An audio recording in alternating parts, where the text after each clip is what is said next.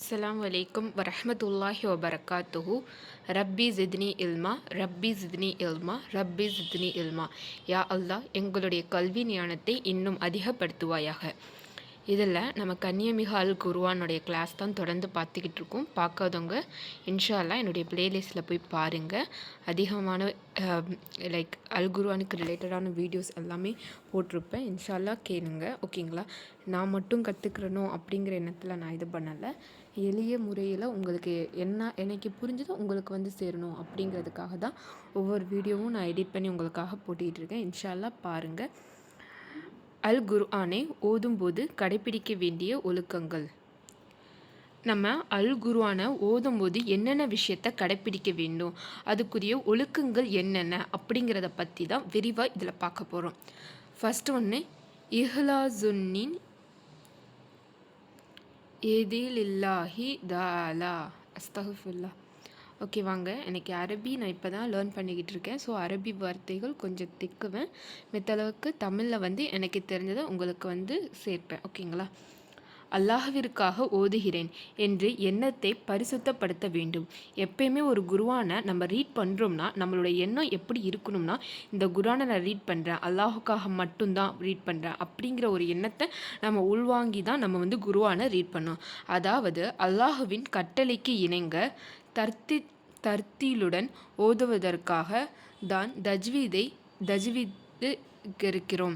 அப்படி என்ன சொல்கிறாங்கன்னா, அல்லாஹுடைய கட்டளைக்கு இணங்கினா ரூல்ஸ் அண்ட் ரெகுலேஷன் இருக்குது பார்த்தீங்களா, அல்லாஹ்க்குன்னு சில விதிமுறைகள் இருக்குது. அதுபடி நம்ம வந்து ஓதுனோம். அந்த ஓதுறதா நம்ம என்ன சொல்கிறோம்னா தஜ்வீது அப்படின்னு சொல்லி அந்த விதிப்படி நம்ம வந்து ஓதணும்.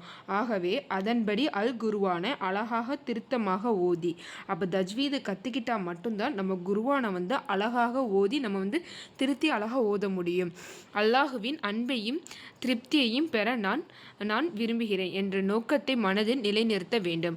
அப்போ அல்லாஹுடைய அன்பையும் அல்லாஹுடைய திருப்தியும் நம்ம பெற வேணும் அப்படின்னா நம்ம குர்ஆனை தஜ்வீதின் முறைப்படி அழகாக தெரிஞ்சு ஓதணும்.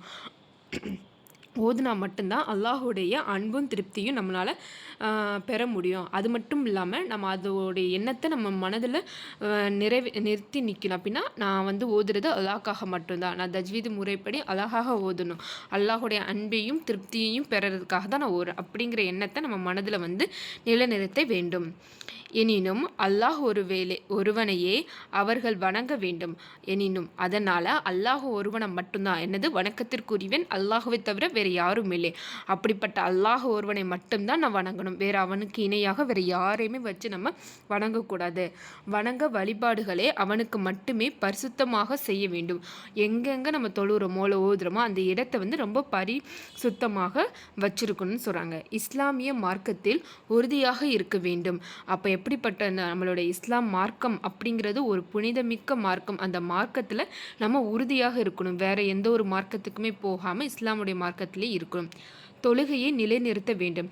நம்ம வந்து முஸ்லீம் அப்படிங்கிறதுக்கு ஒரு உதாரணமே நம்ம தொழுகை தான். ஏன்னா அல்லாஹ் கேள்வி கேட்குறது என்ன, தொழுகையை நீ நிலைநிறுத்தினியா, ஒழுங்காக தொழுனியா? ஏன்னா ஒரு ஹிந்துக்கு ஒரு முஸ்லீமுக்கு இருக்கிற வேறுபாடு அப்படின்னு சொன்னால் அவங்களுடைய தொழுகை மட்டும்தான். அப்படிப்பட்ட தொழுகையை நம்ம வந்து நிலைநிறுத்தணும் இன்ஷா அல்லாஹ்.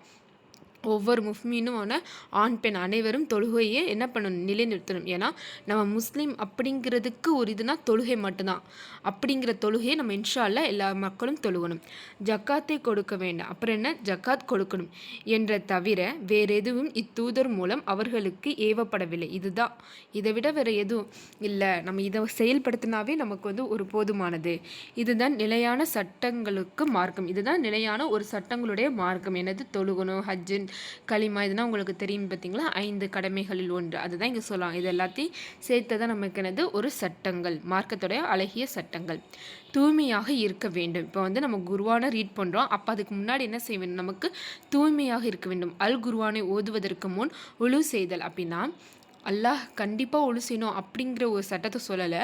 ஆனால் நம்ம வந்து ஒழு செய்து நம்ம குர்ஆனை எடுக்கிறது ஒரு தூய்மையை படுத்துகிறது.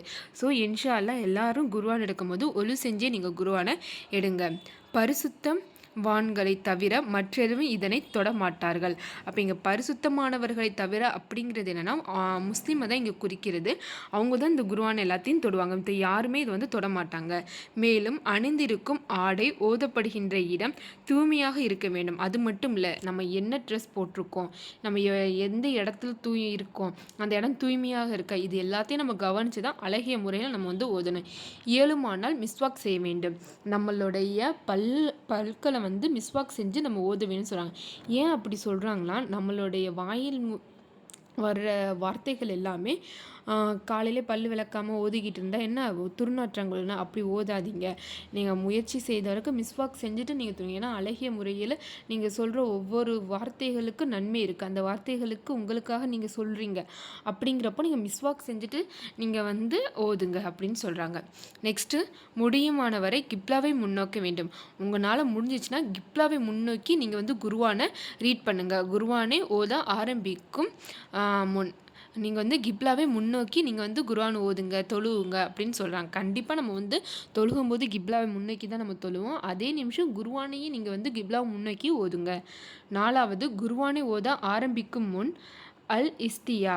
என்னென்னா குர்ஆனை நீங்கள் வந்து ஸ்டார்ட் பண்ணுறீங்க அப்படின்னா அவுது பில்லாஹி மினஷ் ஷைத்தானி ரஜீம் அப்படின்னு சொல்லி கூற வேண்டும். அப்படின்னு சொன்னதுக்கப்புறம் தான் நம்ம என்ன செய்யணும், குர்ஆனை ஓதிக்கணும். ஃபஇதா கரஹ்தல் குர்ஆன ஃபஸ்தஈத் பில்லாஹி மினஷ் ஷைத்தானிர் ரஜீம். நபியே, நீங்கள் குர்ஆனை ஓத ஆரம்பித்தால் அதற்கு முன்னதாக விரட்டப்பட்ட ஷைத்தானை விட்டு காக்கும்படி அல்லாஹ்விடம் கோரி கேளுங்கள். அஸ்தகுஃபிருல்லா. எதுக்கு நான் அஸ்தகுஃபிருல்லான்னு சொல்கிறேன்னா, நான் இப்போந்தான் அரபிக் எழுத்தை படிக்க ஆரம்பிக்கிறேன். அதனால் அரபிக்கில் எனக்கு ஒழுங்கான முறையில் ரீட் பண்ண தெரியாது. அதனால் நான் அல்லாஹ்விடம் பாதுகாப்பு தெரிகிறேன். இதுக்கு என்ன அர்த்தம்னா, நபியே அப்படின்னா அல்லாஹ் சொல்கிறான், நபியே நீங்கள் குர்ஆனை ஓத ஆரம்பித்தா அதுக்கு முன்னாடி நீங்கள் என்ன பண்ணால் விரட்டப்பட்ட ஷைத்தானை விட்டு நீங்கள் அல்லாஹ்விடம் வந்து பாதுகாப்பு தேடுங்க. அதுக்கு தான் நம்ம என்ன சொல்கிறோம், அவுது பில்லாஹி மினஷ் ஷைத்தானிர் ரஜீம் அப்படின்னு நம்ம சொல்கிறோம். அப்புறம் சூறாக்கள் ஆரம்பத்தில் பஸ்மலா அப்படின்னா பஸ்மலானா பிஸ்மில்லாஹி ரஹ்மானிர் ரஹீம் ஓத வேண்டும். அப்படின்னா இடத்துல என்ன செய்யணும், அவுது பில்லாஹி மினஷ் ஷைத்தானிர் ரஜீம் பிஸ்மில்லாஹி ரஹ்மானிர் ரஹீம். அதுதான் நெக்ஸ்ட் இதை ஓத வேண்டும் சொல்கிறாங்க. 6வது பார்த்தோம்னா குரலை அழகுபடுத்தி தொனியை அலங்கரித்து ஓட வேண்டும். அப்படின்னா நம்ம ரீட் பண்ணுறோம் அப்படின்னா, இப்போ பாட்டு பாடுறாங்க அப்படின்னா என்னது, அவங்களுடைய குரல் வளம் எவ்வளோ அழகிய முறை. அதே மாதிரி தான் இஸ்லாமத்தில் ஓதும் போது நம்மளுடைய குரல் வளம் அதிகமான. அதே சமயம் ஞாபகம் வச்சுக்கோங்க, இசை வந்து ஒரு தடுக்கப்பட்ட ஒரு நம்ம மார்க்கத்தில் இசை வந்து ஒரு தடுக்கப்பட்டது. எங்கள் குரலை ரொம்ப அழகுபடுத்தும் தொனியை அலங்கரித்து ஓத வேண்டும் சொல்கிறாங்க. லம் யஹ்தனில்லாஹு லிஸைஇம் மா அதீனல் லின்னபிஇ அன் யதஅய்யன் பிகுர்ஆனி. அஸ்தக்ஃபிருல்லாஹ். இறை தூதர் ஸல்லல்லாஹு அலைஹி வஸல்லம் அவர்கள் கூறினார்கள், அல்லாஹ் தனது நபியை ஸல்லல்லாஹு அலைஹி வஸல்லம் இனிய குரலில் குர்ஆனை ஓதும்போது அதனை செவி கொடுத்து கேட்பது போல வேறெதனையும் அவன் செவி கொடுத்து கேட்பதில்லை. என்ன சொல்கிறாங்கன்னா, இறை தூதர் யார், நம்ம ஸல்லல்லாஹு அலைஹி வஸல்லம் அவர்கள் வந்து சொல்கிறாங்க, அல்லாஹ் தனது நபி அப்படின்னா நபி ஸல்லல்லாஹு அலைஹி வஸல்லம், நம்ம நபி ஸல்லல்லாஹு அலைஹி வஸல்லம் அவங்க ஓதும்போது அல்லாஹ் வந்து அவனுடைய காதை வச்சு நல்லா செவி கொடுத்து கேட்பது போல் வேறு எந்த விஷயத்துலையுமே அல்லாஹ் இவ்வளோ அழகிய முறையில் செவி கொடுத்து கேட்க. அப்படிங்க என்ன சொன்னாங்க, ரசூல் அவ்வளோ அழகிய முறையில் அழகிய இனிய குரலில் வந்து குர்ஆனை ஓதுவாங்க. அதை வந்து அல்லாஹு தஆலா என்ன செய்வான், செவி கொடுப்பது போல் வேறு எந்த விஷயத்துலையும் அவன் செவி கொடுத்ததில்லை அப்படின்னு இந்த இதில் சொல்கிறாங்க. வசனங்களில் கருத்துக்களை ஆழ்ந்து சிந்தித்து அவற்றை உள்வாங்கி ஓத வேண்டும். அப்படின்னா ஒவ்வொரு வசனங்கள் இருக்குது பார்த்திங்களா, அது என்னென்ன கருத்து அப்படிங்கிறத நம்ம ஆழ்ந்து நம்ம சிந்திக்கையும் செய்யணும். அவற்றை உள்வாங்க அப்படின்னா மனசுக்குள்ளே ஏற்றி நம்ம வந்து ஓத வேண்டும். அந்த கருத்துகள் செயல் வடிவத்தில் நமது வாழ்க்கையில் பிரதிபலிக்க வேண்டும். அப்படின்னா நம்ம வந்து என்ன பண்ணுறோம், ஒவ்வொரு வசனங்களுடைய கருத்து என்னென்னா ஆழ்ந்து சிந்திக்கிறோம். அதை வந்து மனசுக்குள்ளே உள்வாங்கினா மட்டும் போதாது, அதை வந்து நம்ம கருத்துக்களை விளங்கி அதை வந்து செயல் வடிவத்தில் அதை நம்ம வந்து செஞ்சு காட்டி நம்ம வாழ்க்கையில் நடைமுறையாக வாழ்ந்து காட்டணும். அதான் பிரதிபலிக்க வேண்டும் என்ற உணர்வுடன் நம்ம வந்து ஓத வேண்டும். மன ஓர்மையுடன் ஓத வேண்டும். ஒரு ஓர்மைனா வேறு எந்த ஒரு சிந்தனைகள் இல்லாமல் நம்ம வந்து குர்ஆனை வந்து அழகிய முறையில் வந்து ஓதணும் அப்படின்னு சொல்கிறாங்க. நெக்ஸ்ட்டு என்னன்னு பார்த்தோம்னா,